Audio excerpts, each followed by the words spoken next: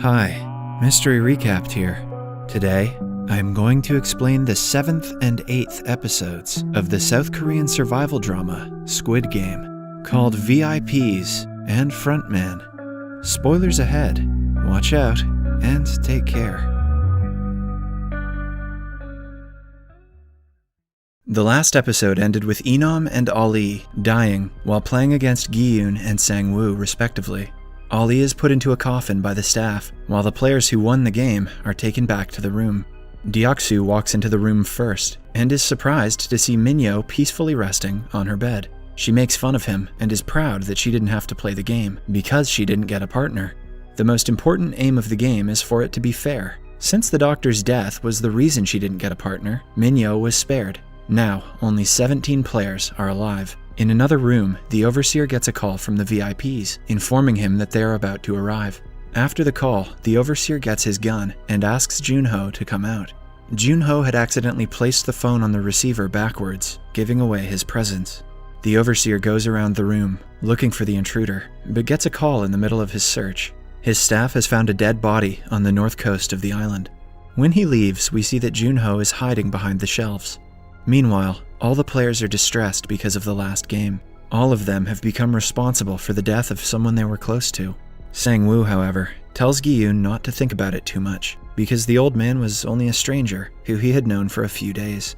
One of the players had come to the facility with his wife. Both of them were together in the last game, and his wife was killed because of him. He loses control and asks everyone to stop this madness by voting against the last two games. Sang-woo opposes and argues that the money is worth the lives of everyone who died, and they cannot give it up now. He even tells the man that if he feels so guilty, he should have died in his wife's place. Sang-woo has already shown his ruthless side by tricking Ali into dying, but now Gi-yoon starts to realize just how greedy his friend is.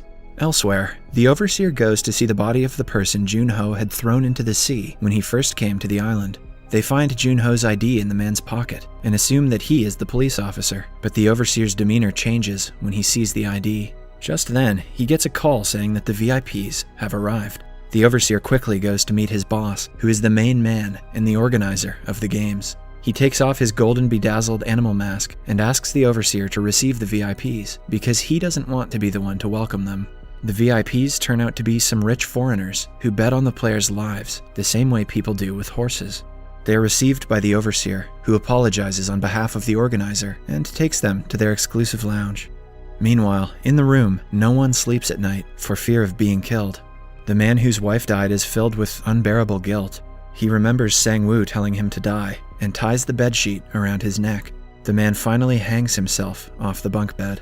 One of the VIPs sees this in the surveillance footage and gets annoyed because he had bet $1 million on that man.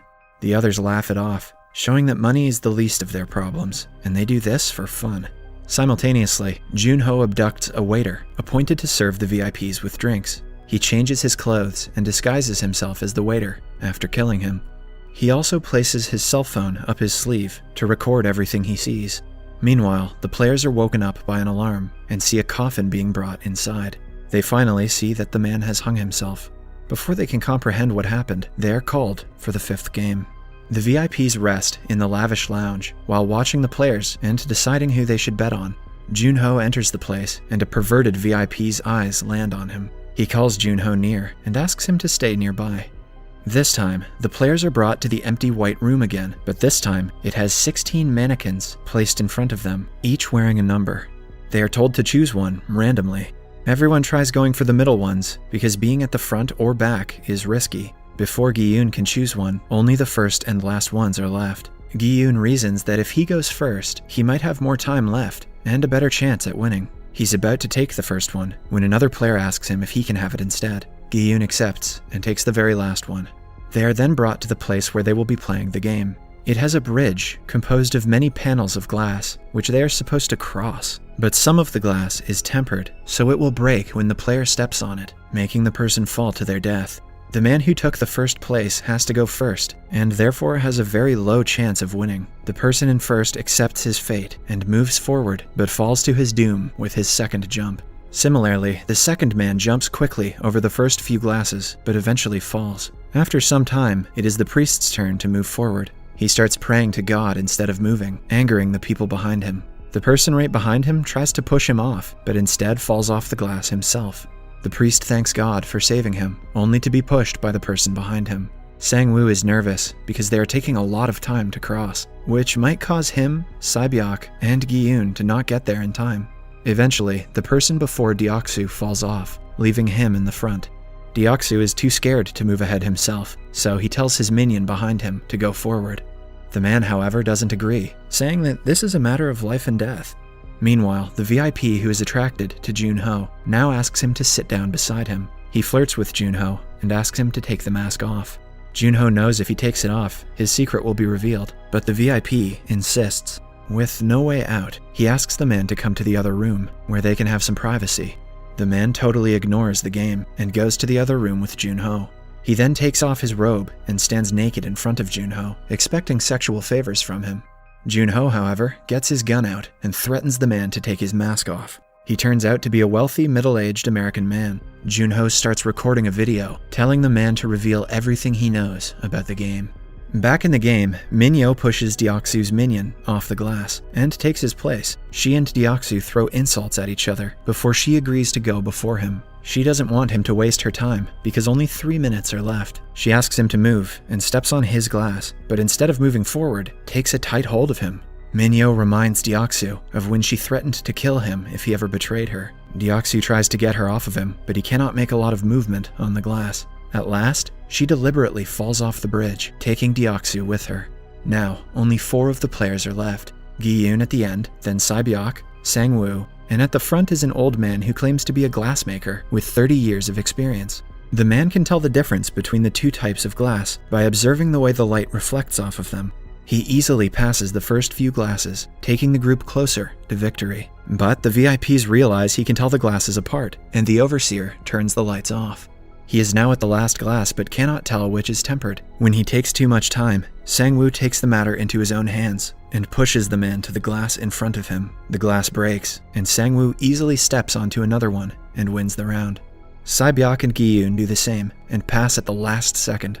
A charge is detonated, and the remaining glass explodes, injuring the winners as well. Sang-woo and Gi-yoon get minor cuts, but Sae-byeok is gravely injured. Meanwhile, the overseer asks a staff member to see what is going on with the VIP and the waiter, but they find both of them missing. The staff also find 1 oxygen tank missing, indicating that the intruder has escaped. The overseer gets on a boat himself to go on a search for him. Sang-woo, Sae-byeok, and Gi-yoon are the only 3 left out of the 456 players who first arrived. They are taken back to the room where Gi-yoon belittles Sang-woo for killing the man when they could have all made it through. Sang-woo, in turn, tells him to be grateful that he was there to do the dirty work for him. He calls Gi-yoon an idiot who doesn't know how real life works. Sae-byeok, on the other hand, stays on the bed, holding her sides. As the 2 fight, the staff come into the room and congratulate them for getting through the 5 rounds and finally making it to the 6th. They hand the players 1 box each and invite them somewhere special. Sae-byeok goes to the washroom and takes her clothes off to reveal a shard of glass protruding from her abdomen.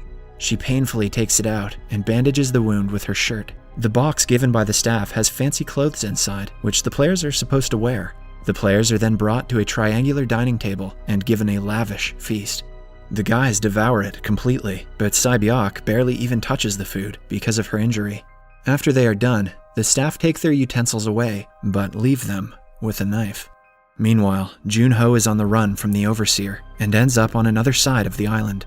His phone finally gets reception, and he sends his superior the pictures he had taken in the facility. But before he can run away, the staff and the overseer catch up to him. Now he lies in between the staff and a cliff and has no way out of the situation. The overseer asks him to drop his gun, but Junho stays put. The overseer doesn't back off either. Instead, he moves towards the policeman, which makes Junho shoot him in his shoulder. At that moment, the overseer finally takes his mask off. Looking at his face, Junho freezes in shock. The overseer is Junho's brother, In-ho, the man Junho has been looking for all this time. In-ho points his gun at his little brother and reluctantly shoots him. Junho falls into the sea and dies. Back in the facility, the trio comes back to the room and each stays in their respective corner, as far away from each other as possible. Gi-yoon approaches Sae-byeok and asks her if she is okay. Sae-byeok points her knife at him at first, but puts it away when he says he isn't there to hurt her. Gi-yoon asks her to work together with him in the following round because he doesn't trust Sang-woo anymore. Sae-byeok, still in pain, asks him what he will do if he wins the money. Gi-yoon says he will pay off his debts, treat his mother, and be a good father to his daughter. Sae-byeok tells him about her own brother. The two make a promise to take care of one another's families if they win the money. Then, Gi-yoon sees Sang-woo falling asleep on his bed. He moves towards him with his knife, but Sae-byeok stops him, saying that they should not be reduced to his level.